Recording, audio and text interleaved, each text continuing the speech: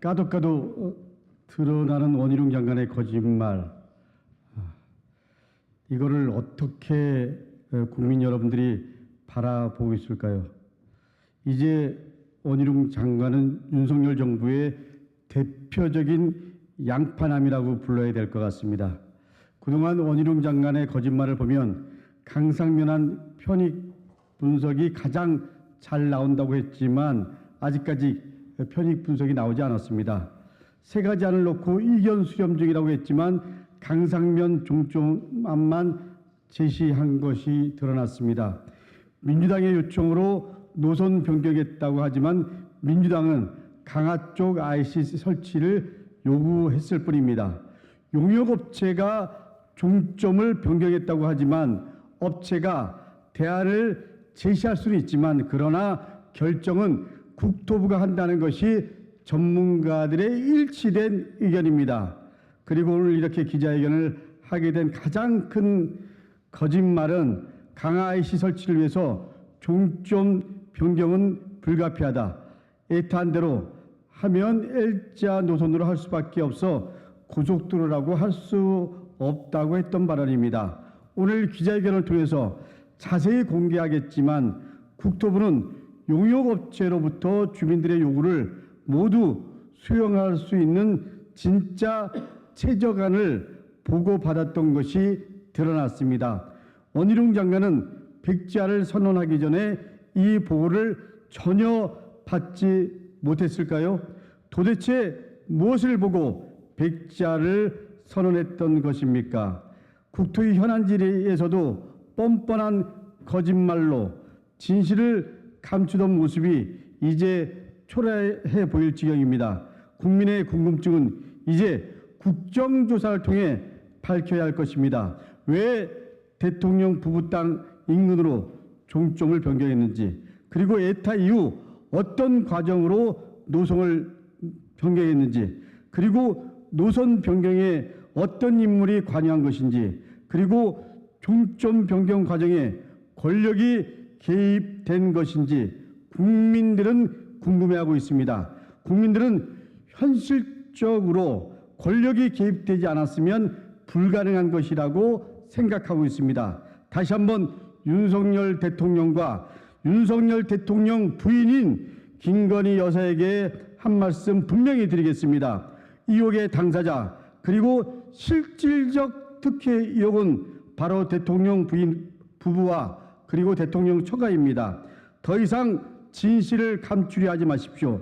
진실을 감출수록 주머니 속 송곳처럼 대통령 부부를 찌르고 아프게 할 것입니다. 진실 앞에 겸허히 나오시기 바랍니다. 예, 하나씩 출신 최종윤 의원입니다. 이미 만천하에 드러나고 있습니다. 서울 양평 고속도로의 실체적 진실이 무엇인지 밝혀지고 있습니다. 시점 구간인 하남시의 시민들과 주민들의 끊임없는 민원 제기에도 불구하고 전혀 반영되지 않고 갑자기 종점 변경안을 들고 나왔습니다. 그리고 이것에 대한 문제 제기를 하자 장관이 백지화를 선언해버리는 일어날 수 없는 일이 일어나고 있습니다.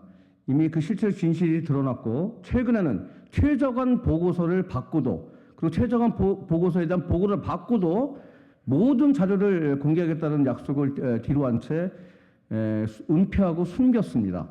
반드시 국정조사를 통해서 왜 종점안이 변경되었는지 그리고 대통령 처가에 어떤 일로 인해서 이것들이 결정됐는지 반드시 국정조사를 통해서 밝혀져야 합니다.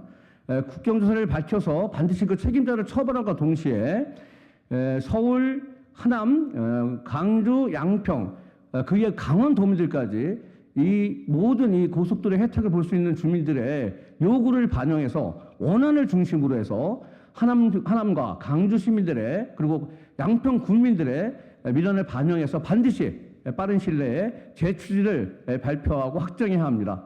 이것을 통해서 반드시 이 서울 양평 고속도로가 국민의 고속도로 그리고 서울 시민과 경기도민의 고속도로 될 수 있도록 다 함께 힘과 지혜를 모아야 합니다. 민주당은 반드시 국정조사를 통해서 진상을 밝혀내고 고속도로를 우리 시민들의 요구에 맞춰서 다시 재추진하겠다라고 하는 약속의 말씀을 드립니다. 이상입니다.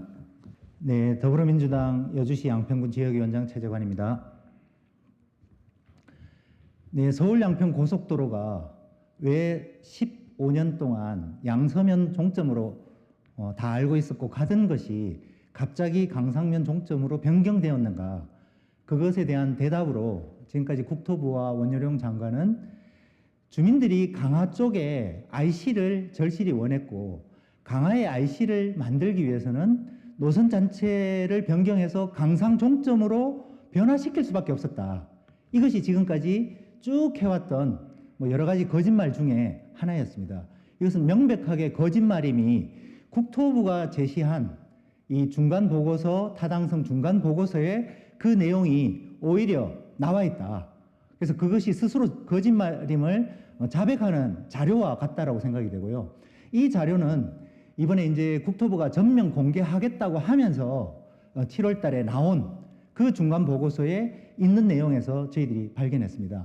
그러니까 종점을 강상으로 변화시키지 않고 원한 종점에도 불구하고 강화 인근에 IC가 가능하다는 것을 스스로 용역사가 인정한 그런 보고서입니다.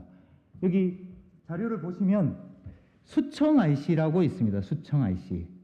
수청 IC는 바로 강화면은 아니지만 강화면에 바로 인접해 있는 IC입니다. 그러니까 강화 경계에서 1.7km 정도 떨어져 있고 차로는 2분 40초 걸리는 거리에 바로 원안에서 강화 주민들이 탈 수 있는 IC가 가능하다는 것을 이렇게 그림으로 스스로 용역사가 해본 겁니다.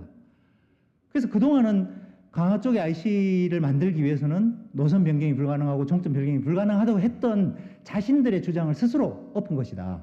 그렇게 수청 IC가 가능하고요. 이 부분에 대해서 지난 21년 5월 달에 민주당이 먼저 IC를 요구했다. 맞습니다. 저희가 강화 쪽 주민들이 이 강화 쪽에서 탈 수 있는 IC를 해달라고 해서 바로 이 수청 IC가 행정구역상으로는 남종면이지만 광주시 남종면이지만 이 강화에서 아주 가깝기 때문에 강화 주민들은 여기가 더 좋다.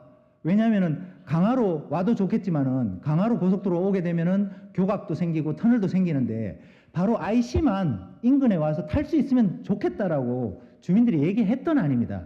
그 안이 반영이 실제로 돼서 가능하다는 것을 용역사와 국토부가 인정한 내용이 되겠습니다.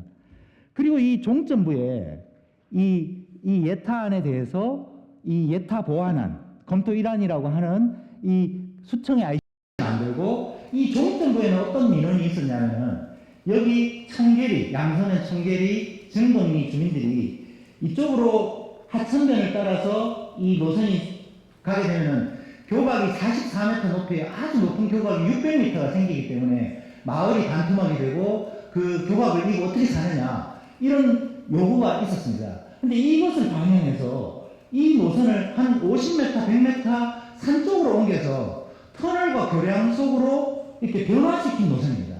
이 변화를 시켰더니 실제로 길이가 80m 오히려 줄어들고 그리고 이 수청의 IC를 만들고 여기 종점부를 그 터널과 교량으로 이 높은 교각을 없앴는데도 불구하고 예산이 559억이 줄어들고 그런 결과가 있음으로 해서 강화면, 강상면 주민들이 원했던 IC 요구도 해결됐고 이 양서면, 중동리, 청계리 분들이 이 교각하에 우리 못 살겠다고 했던 민원도 동시에 해결하는 이 안이 실제로 용역회사에서 만들어지고 국토부가 가지고 있었다. 그런데 이런 부분들은 우리 양평군의 1차 협의, 2차 협의 어떤 과정에서도 제시되지 않았습니다. 본인들이 그저 이 강상으로 가는 안이 최적안이라고 스스로 결정하고 이런 노선에 대한 세부 내역은 지금까지 숨겨왔습니다. 만약에 이런 안이 공개됐고 지역 주민들이 이걸 안다면 더 이상 지역 양평 주민들이 강화 IC, 강상 IC, 양서면 종점으로 싸울 일도 없습니다. 우리가 원했던 민원이 다 들어있고 그리고 길이도 짧아졌고 예산도 줄었고 우리가 이것에 대해서 반대할 이유가 어디 있겠습니까? 바로 이런 안을 국토부가 가지고 있음에도 불구하고 강상으로 가는 예산도 훨씬 많이 들고 길이도 2.2km나 늘어나고 많은 이 주민들의 민원이 있음에도 불구하고 도대체 가는 이유가 뭐냐? 그것을 도저히 상식적으로 이해할 수 없다. 그것은 그곳에 대통령 처가에 땅이 있다는 이유 말고 어떤 이유로도 설명할 수 없는 그런 명확한 증거가 드러났다고 생각됩니다. 네, 이상으로 제 설명 마치겠습니다.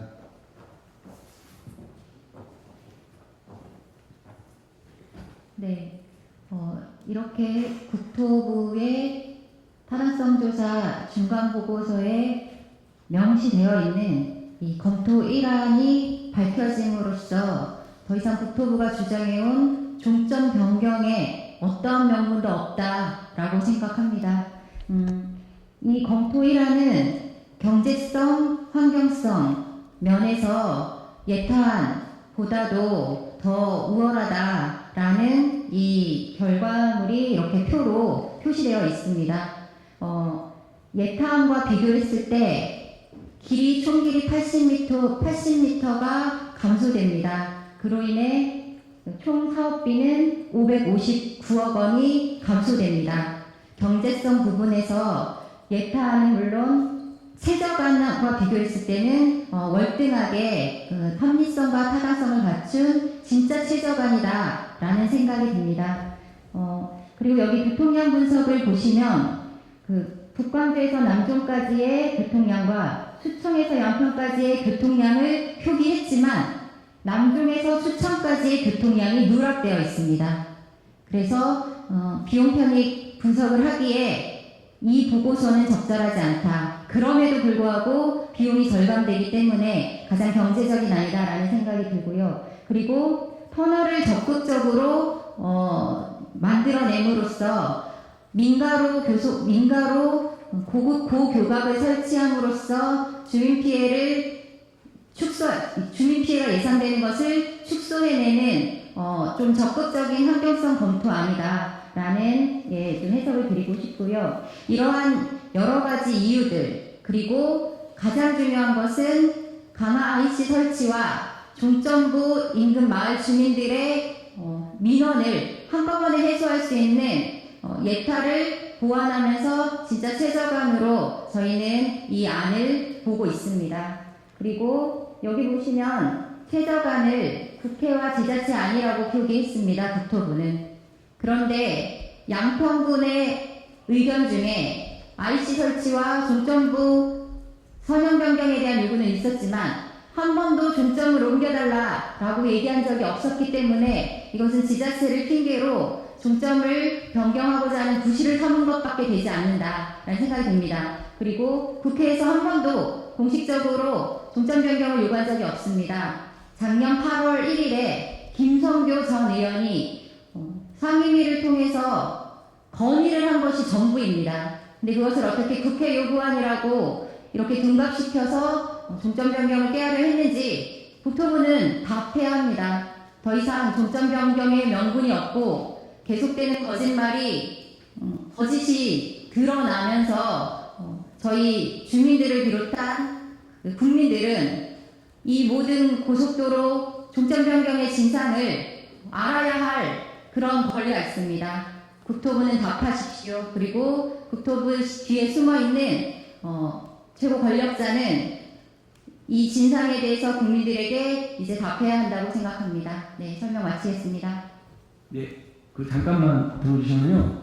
이 국회에 요구한 지자체 공모라는 게 국토부와 용역 문서로 공개가 된 건데요.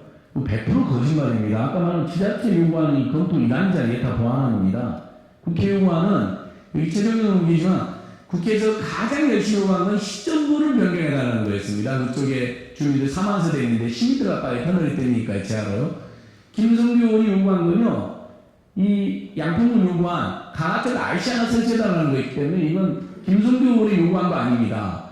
이건 누군가가 야 이거 지자체가 국회에서 요구한 거라고 용역사한테 시켰다라고 볼 수밖에 없습니다. 그러니까 용역사는 지자체로 국회가 이걸 요구하고 있구나. 엄청난 무게를 느꼈을 것이고 이렇게 대놓고 지자체 국회 요구안하고 중간 보고서 11페이지 13페이지에 버젓이 원국민을 속이는 거짓말을 펴는 겁니다. 너무나 기가 막힌 일입니다. 그러니까 국정조사와 특검이 불가피하다는 것이죠.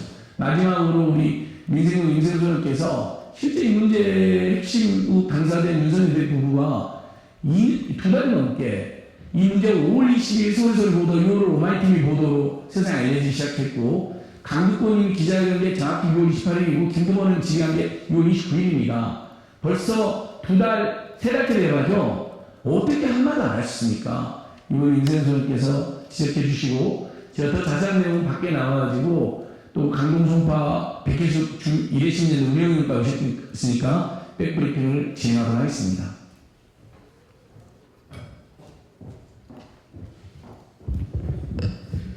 네, 안녕하세요. 민생경제연구소장 임세은입니다.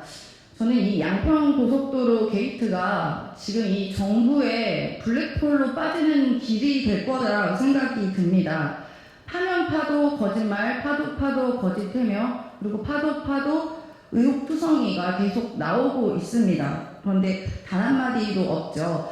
매우 의심되는 상황은 무엇이냐 하면 25억의 세금이 들어간 그 KDI의 예타, 그 예타를 단 하나도 이길 수 없는 이른바 김건희로로 몰래 진행을 하려다가 들통이 난 것이고, 들통이 나자 이유도 없이 갑자기 장관은 백지화를 합니다. 그리고 어느 순간 또 다시 이유도 없이 백지화를 한 그런 희대의 사건이라고 볼 수가 있습니다. 지금 아마도 이른바 김건희로로 예타를 다시 받게 된다면 기존 안을 절대로 이길 수가 없을 거고, 예타 통과도 아마 안 될 것입니다. 그렇기 때문에 기존 안으로 예타 점수를 등에 업고 스리슬쩍 몰래 변경해서 공사를 진행하려는 속셈이 아닌가라고 저희는 의심이 들고요. 55%가량의 노선이 바뀌는데 예타를 안 하는 것 자체가 매우 불법이다라고 이야기를 하고 있습니다.